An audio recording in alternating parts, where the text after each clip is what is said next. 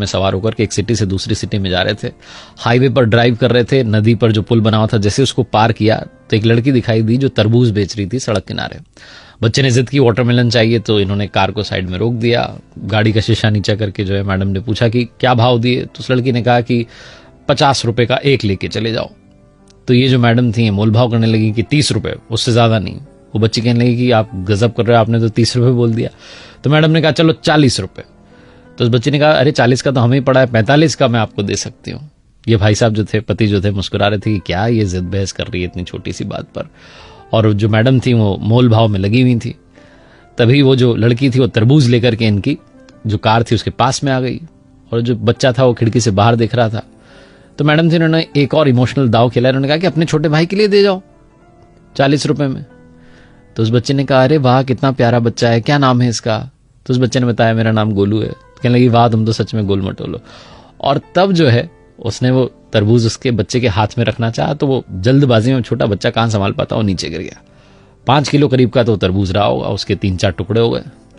बच्चा रोने लगा कि मेरा तरबूज गिर गया। तो बच्चे ने कहने लगे अरे मेरे भैया नाराज क्यों होता है, मैं दूसरा लेके आती हूँ। फटाफट से दूसरा लेकर के आ गई। अब ये मैडम ताव में इनको लगा कि 2-2 के पैसे लेगी। कहने लगी हम उस टूटे वाले के पैसे नहीं देंगे और इसके भी 40 रुपए ही देंगे, कितने का है ये।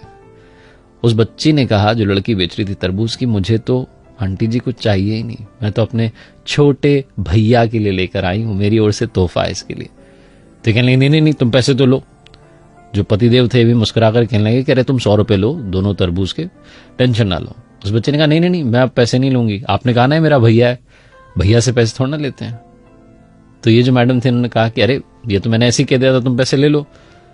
उस छोटी सी लड़की ने जीवन का सार कहा। उसने कहा कि मेरी माँ कहती है कि रिश्तों में नफा नुकसान नहीं देखा जाता, पहला वाला टूट गया कोई बात नहीं, दूसरा वाला इसके लिए मेरी ओर से गिफ्ट है, तोहफा है, आप लेके चले जाओ। जब उसने ये बात कही तो इन मैडम ने पूछा कि तुम्हारे परिवार में कौन कौन है, तुम्हारा कोई भाई है। उस लड़की ने कहा मेरा भाई तो, और ये कहकर के रोने लगी कि कुछ समय पहले ही उसकी जो है डेथ हो गई, बीमार हो गया था, हम हॉस्पिटल ले जाते तब तक उसने दम तोड़ दिया, 2 साल का था वो। मुझे तो इसमें अपना भैया नजर आया, आप लेके जाओ तरबूज। ये जो मैडम थी ये जहां से आ रही थी अपने घर से और दूसरे शहर जहां जा रही थी, वहां पर किसी के रिलेटिव के यहां पर जाना था, गिफ्ट देना था, कंगन लेकर के जा रही थी।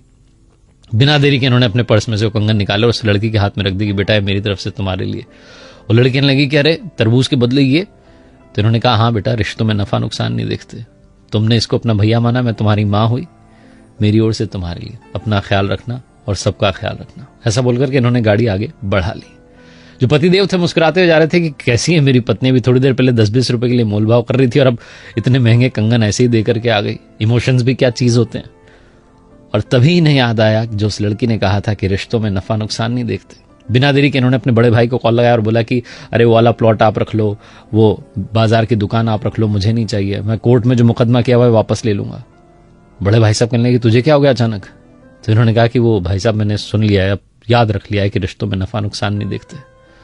बड़े वाले भाई साहब भी पिघल के कहने लगे कि अरे मेरे छोटे इतने प्यार से पहले बात करता तो बात आगे बढ़ती नहीं, आजा घर पर चाय पीते हैं और सब सॉल्व कर लेते हैं। बहुत छोटी सी कहानी है जिसका सार ये समझाता है कि रिश्तों में नफा नुकसान मत